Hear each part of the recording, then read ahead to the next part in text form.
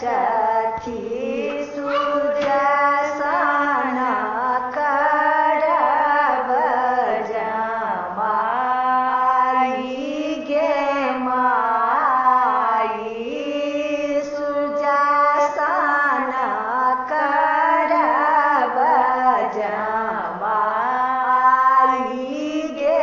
माई क्या रे बिगाड़ल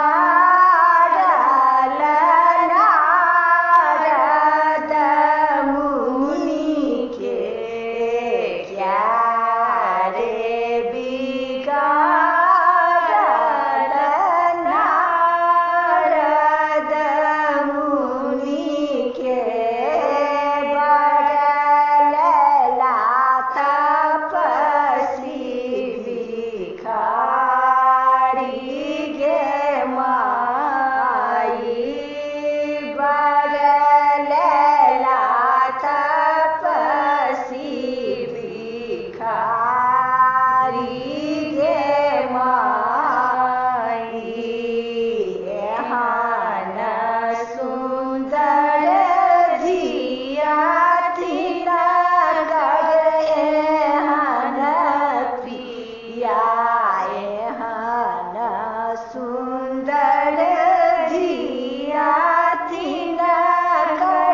एहन प्रिया की विधि लिखल ललाट गे माई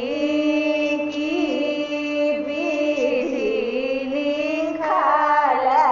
ललाट गे माई चंद्रमुखी सन गौरी हमर छथि सुदर्शन करब जमाई गे माई सुदर्शन